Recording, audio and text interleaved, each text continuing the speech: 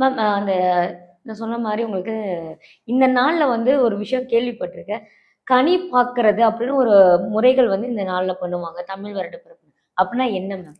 அதாவது கனி பார்த்தல்ங்கிறது நம்மளுக்கு சூரிய உதயமாகிறது தான் நம்மளுடைய வருடப்பிறப்பினுடைய நாள். ஒரு நாள் துவக்கம்ங்கிறது சூரிய உதயத்தை வைத்த நாள் துவக்கம் சொல்லுவோம். நம்ம ஆங்கில முறைப்படி பார்த்தீங்கன்னா 12 மணிக்கு மேலமோ மிட் நைட் 12 மணிக்கு மேலே. ஆனால் தமிழர்கள் நம்ம இந்தியர்கள் பார்த்தீங்கன்னா சூரிய உதயத்தை தான். சூரியன் தான் முதல்ல உதயமாகுது. சூரியன் நம்ம முதல் கிரகங்களில் முதன்மையானது. அது துவங்கிய பிறகுதான் எல்லா கிரகங்களும் தோன்றியது. அதனால சூரியன் தோன்றுவது தான் நம்மளுடைய முதல் நாளின் துவக்கம் அப்படிங்கிறது நம்ம எடுத்திருக்கோம் பஞ்சாங்கத்தில். அதனால அந்த துவக்க நாளில் நம்ம பார்க்குற பொருட்கள் வந்து ரொம்ப பாசிட்டிவாக இருக்கணும். வருட துவக்கத்தில் நம்ம பார்க்குற ஒவ்வொரு பொருளுமே நம்மளுக்கு முக்கணிகள்ங்கிறது நமக்கு ரொம்ப நம்ம அறுசுவைகள் முக்கணிகள் வந்து ரொம்ப பவர்ஃபுல்லானது.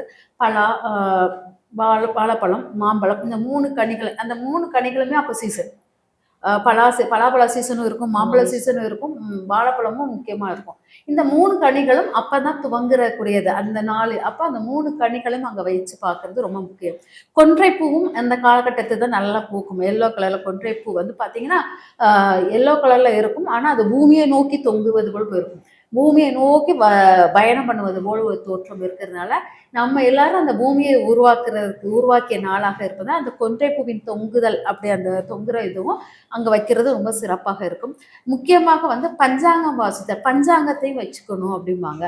அதுக்கப்புறம் பார்த்தீங்கன்னா நம்மளுடைய அடுத்த இந்த பூமியை நோக்கி டிராவல் பண்ணுறது முக்கணிகள் இதெல்லாம் போக நம்ம ஆபரணங்கள் மேல் ரொம்ப நாட்டம் உண்டு. அது ஒரு வசியத்தன்மை. அதனால் அதையும் வைப்போம். நம்ம போடுற தங்கத்தை ஏதாச்சும் ஒன்று வைக்கலாம். அப்புறம் வெள்ளி பொருட்கள் ஏதாச்சும் ஒன்று வைக்கலாம். இதெல்லாம் போக நல்ல புது நோட்டு, ரூபா நோட்டு, மணக்க மணக்க இருக்கிற ஒரு ரூபா நோட்டை வந்து அந்த தாம்பூலத்தில் வைக்கலாம்.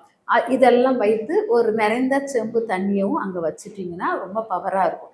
இதெல்லாம் வச்சு ஒரு நாள் நைட்டே நான் சொன்ன பொருளெல்லாம் சேகரித்து வச்சு அதை வந்து ஒரு கண்ணாடி முன்னால் வச்சிடணும். கண்ணாடியில் வந்து பார்க்கும்போது அந்த பொருள் தெரியணும். நேரடியாக அந்த பொருளை பார்க்குறத விட கண்ணாடி மூலமாக பார்க்கணும் அப்படிம்போம். பொதுவாக கண்ணாடி மூலமாக ஏன் பார்க்குறோன்னா கண்ணாடி வந்து மகாலட்சுமி அம்சத்துக்குரியதாக இருக்கும். அதாவது நம்மளுடைய மகாலட்சுமி சூரியனுடன் சேரும்போது ஸ்வர்ண ஆகர்ஷணவராக பைரவர் அப்படிங்கிறது இருக்கும். ஐஸ்வர்ய ஈஸ்வரர் அப்படிம்போம்.